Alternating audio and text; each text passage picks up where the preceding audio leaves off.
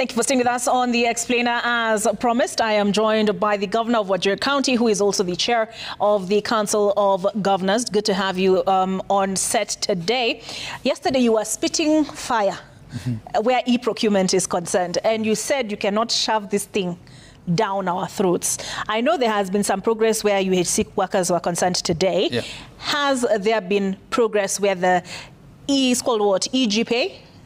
The procurement system is concerned? Correct. Thank you for having me. None thus far. So the the situation is as it was yesterday, and as COG we're moving to court. Yes, because we've asked the CS to withdraw the circular. It has not been withdrawn yet. We are frozen in every respect. We can't procure. It's gridlocking service delivery. So we've decided to go to court. Yes, because there are serious issues that we raised. As I said yesterday, if this thing worked seamlessly, we wouldn't even be having this conversation. But we believe it was hurried. It has disrupted service delivery. And it shouldn't be that, the end justifies the means, because we've got service to deliver. Service delivery at the county level is about life and death, right? Yeah. All right. So my understanding is that this system was piloted, that it's not just, coming off the starting blocks. It was piloted in 3 counties, in Elgeyo Marakwet, Busia, and Makueni. And yesterday's meeting was attended by the governors of Makueni and Busia. We've also spoken to the governor of Elgeyo Marakwet. It's not working in any of those 3 counties. Yes. So in the process of piloting, it developed problems. So there should have been some troubleshooting and fixing so that it can run. It didn't work. And before we knew, we were told everybody must be on it. Yeah. All right. So the training is not adequate. Definitely there are technical challenges, but increasingly we're also seeing there'll be practical challenges, because we're having problems also with IFMIS. It's just that because the minister yesterday asked in a press conference when I was giving mine, why accept IFMIS and not the procurement system? Correct. You see, IFMIS comes at the tail end when you're making payments. But procurement is about actually delivering the service or the good. So if the system doesn't work at the point that you need to order drugs or order a submersible pump to fix a generator, or order seeds for farmers, or chalk for ECD, schools, you literally have nothing to do. So there's a trade-off here. There's a trade-off between the whole issue of norms and standards. We do accept that even with respect to functions that we carry out, the standardization of how we do it is with national government, right? But the implementation of those functions is with us. So their attempt to standardize should not impede our ability to implement. 2, there's the question of legality. When you want to bring something like that, it's good to align it with the law. National Assembly has annulled the circular. And the minister insists, he's going to, deny us funds on account of his circular.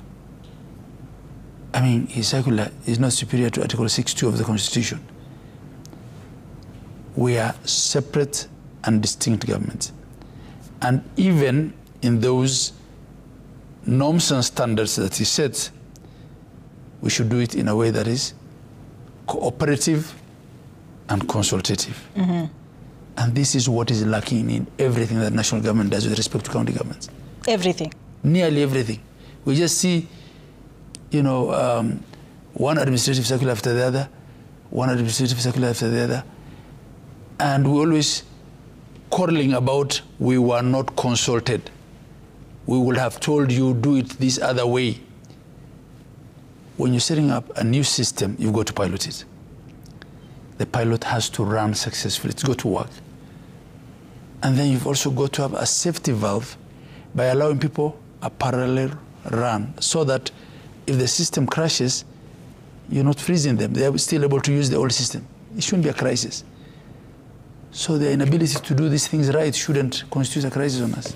All right. Yeah. Now, you've talked about consultations. There's an intergovernmental framework, which I believe is chaired by the Deputy President. Have these issues not, has there not been opportunity to canvass these issues in that forum? I've raised these issues, yes. Even as late as, I think last week during the Development Partners Forum, I raised the same issue. And you know what? This thing isn't even working for national government. My CEO of council is a member of the forum where the CEOs and the PSs are. And she tells me the discussion there is that it's not working for them as well. And we ask, please even take us to one state department that has successfully implemented this thing. And usually when a system has problems, it shouldn't look like it's a weakness to say, look here, there's a problem. Can we just postpone it by a few months or whatever time we need to fix the problem? There's a similar system that was done for the HR way back in September of 2024. It was called the Human Resource Information System, which was replacing another system called IPPD. And we had problems paying our workers because they ran the system and it just wasn't working. And after weeks of being unable to pay workers, they realized this thing is not working, so they rolled it back. And then we went live on it again, I think, in December of 2024. So from a principal perspective, I think we have really no problem with any system that enhances accountability or automates processes. And even now, in our counties, we have a system for World Bank projects called the STEP. Every World Bank project has to be procured on STEP, and it works. Yes. All right. So you're saying... all we're saying is, and align it with the law. Just don't send circulars to us. Take some regulations to Parliament and say, because the current law allows both. It allows both electronic or automated procurement and manual, right? If you are going to remove the option of a manual system, why not change the regulations of the Public Procurement Act or amend the law so that it's aligned legally? And no one then tomorrow raises queries as to whether it was done procedurally or in accordance with the law. But even more importantly, let it work. That's simple. I know the CS had sought to make a distinction between it may not be illegal, but it is irregular. And speaking of irregularities, right, is it that the governors are resisting accountability and transparency? Because even today, we've seen a governor and we've seen a former governor face charges related to procurement irregularity. And the cabinet secretary, the president, is saying this system is intended to fix that. You know what? I think there is a bit of gaslighting the Kenyan public against devolution. Frankly, if you ask me, there's a psychological manipulation that this thing doesn't work. I don't know where it's headed, but generally, you know, we have, give or take, 10 to 13% of the annual budget, right? So 87 to 90% of the annual budget is with the national government. So if procurement worked right in national government and it was corruption-free at national government, we will not be having a corruption crisis in Kenya, right? That's not to say that there should be no corruption at national and there's corruption at counties. No, that's not what I'm saying. But there's so much focus on counties. And I think this is the problem that we have with independent offices and commissions. They think that they've been set up to just oversight county governments, a lot of them. I mean, so many governors have been taken to court, but a lot of the time, the court throws out those cases. Not many of them have actually reached anywhere. So they are rushed, you know, and I don't want to speak to specific cases that I know of, because these are, you know, my colleagues. I'm just a first among equal. I'm their chair, so when they have issues, I speak to them. I speak to their lawyers. I try to find out what it is. And some of them are very flimsy. And we would let the process of the court, you know, take its course. So this has nothing to do with accountability. And the governor is not a supply chain manager, right? The governor runs a bureaucracy. He has political responsibility over the working of that system. But a lot of the time, the excuse that is used to do these things is that there is wastage, you know, of resources in the counties. It is not always the case. And we've now come full circle, right? People who were in Senate who made life extremely difficult for governors then are now governors. And life is being made extremely difficult for them, right? We have people who were in the National Assembly in yesteryears who are now governors. Some of them are regretting why they left the National Assembly, because they just see this work as being hell, right? A governor's job, Olive, is a very difficult job, I can tell you. Mm-hmm. That is not to say that every corruption case should not be prosecuted on its own merit. But you can't paint all of us with one brush. All right. Yeah. What we feel really is, whenever there's a debate about corruption, the agencies look at governors are a big fish. Which one do we now prosecute? That's what we feel is the case. Mm-hmm. Yes. All right. And it's wrong. I know and we're not going to solve corruption problems in Kenya. I know you've talked about independent commissions. Yeah. But the county assemblies also provide oversight. And those county assemblies, I think I did a story, some graphics on Saturday, and by my count, at least 11 governors have faced impeachment proceedings. And in many of these instances, the question of abuse of office comes up. We don't even have a threshold law for impeachment. What is the threshold for abuse of office? Gross misconduct, violating the Constitution.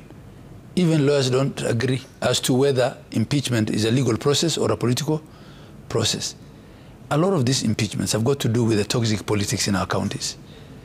There are factional struggles, there are succession plan issues, right? It's not nearly always about mismanagement. And this is why out of 11 cases, I think only how many? 1, 2, 3, 4 succeeded at the Senate. And of those, I think, succeeded at the courts and the Senate, right? Mm-hmm. And one of them I know was returned again by the court. So the ones that had to go, I think, was Sonko, Waititu, and Kawira. Kawira. And Kawira's case, I think, is still active, right? Her appeal process is still ongoing. And then there's Mahmoud, my predecessor in Wajir, who was reinstated by the court. Yeah. So I think, and look at it this way. Is that to say that it's only governors who engage in gross misconduct, violation of the Constitution? We have some odd, I don't know how many MPs and senators and MCs. We have never succeeded in recalling even one single one of them. The attempt that was made by the other day, I think in some counties, IBC said there's no recall law. And to date we have no impeachment law, yet governors have been impeached. I think the office of the governor does not have a lot of protection. It doesn't have political protection because of the disconnect between the political party system and the governors, right? The political parties probably believe members of parliament are a lot more useful at the national level because they pass bills for them. You will find a governor who's been impeached by his majority party, and he belongs to that majority party. And the majority party does not even try to intervene and say, look here guys, what has this guy done wrong, or what has this lady done wrong? So, two, it's about the politics of things. The members of the National Assembly and the senators also have political interest in their counties. And at times, if you have seasoned politicians or some who are powerful at the national level, they could actually incite MCAs against you and cause problems for you. So impeachment should be a safety valve when things don't really work. It shouldn't be the first arsenal that you throw someone at because. So are you saying it should be harder to impeach governors than it should be much harder? You know, you cannot recall a member of parliament or an MCA the first 24 months and the last 12 months. But you can impeach a governor who has not even formed his or her government, as we saw the case with Kawira. The first impeachment came immediately after she was elected, even before she named her cabinet. And then there's also double jeopardy in the sense that the impeachment motion can be returned within 3 months, even after you survive it. In Kawira's case, they returned it 5 times until they saw her out. In the case of Eric Mutai, you know, within a year, I think he's already gone through the second one. And, you know, it didn't even, the charges weren't even heard by the Senate. Why? Because, you know, there was no clarity as to whether a 2/3, you know, requirement of impeaching the governor has been attained. Surely. Why should it be in doubt as to whether 2/3 were impeaching the governor? And these things, you know, have reputational risk on people, right?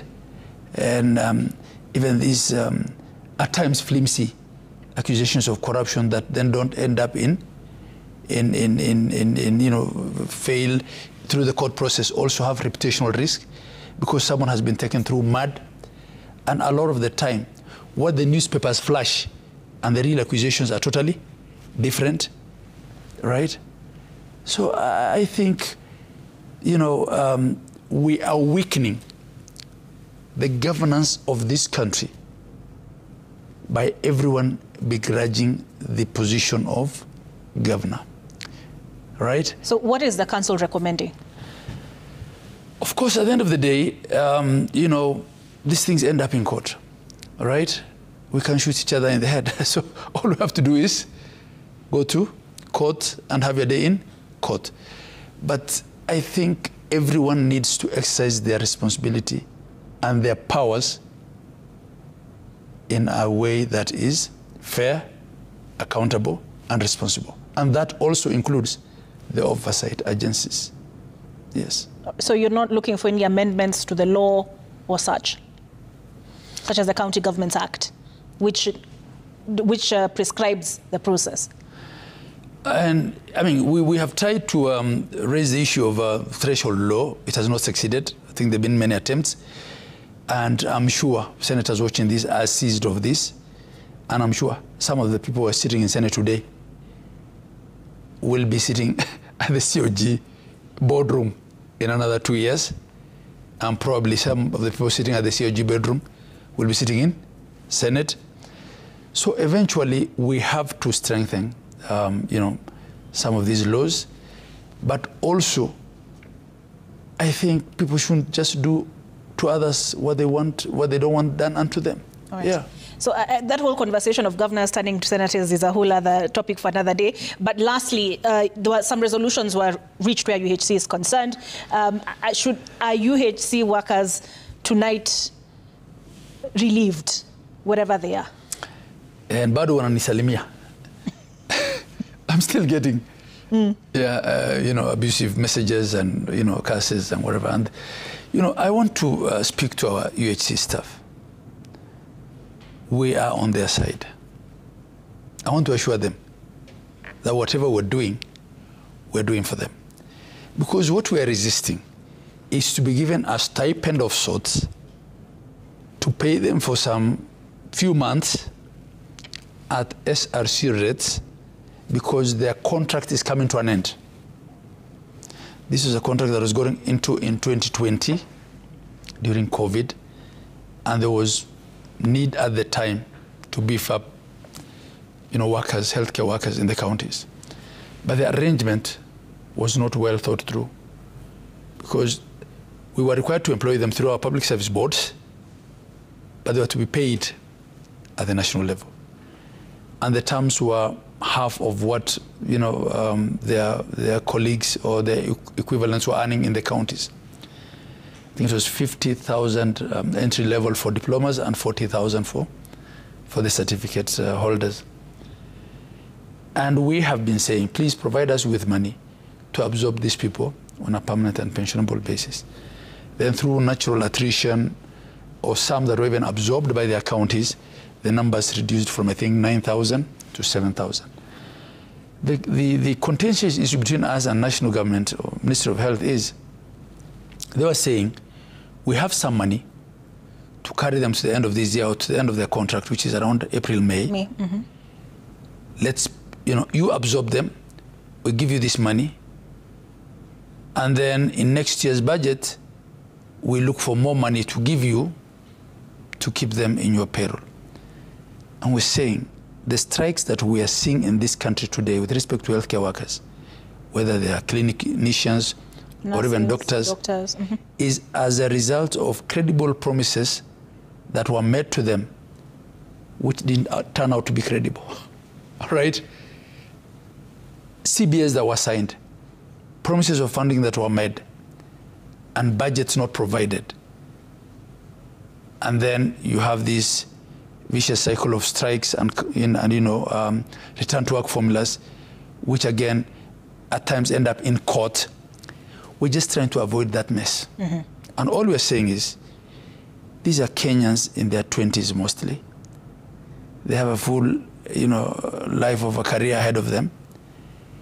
Don't give us a stipend for a few months, and then you tell us we have no money, pay out of your budget.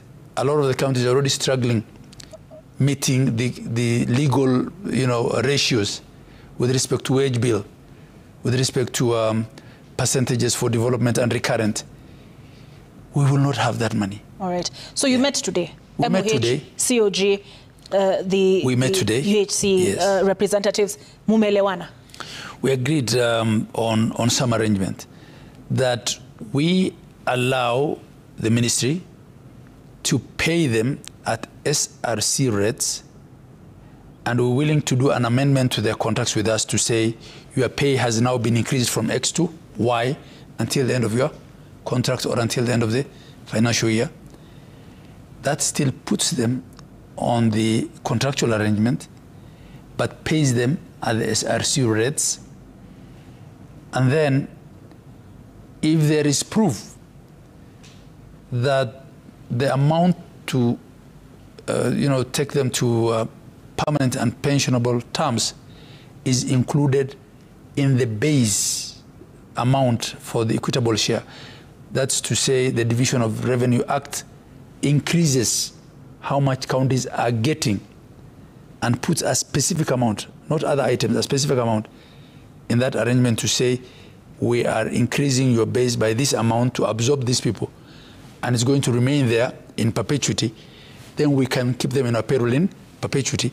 We will absorb them. Okay. Yeah.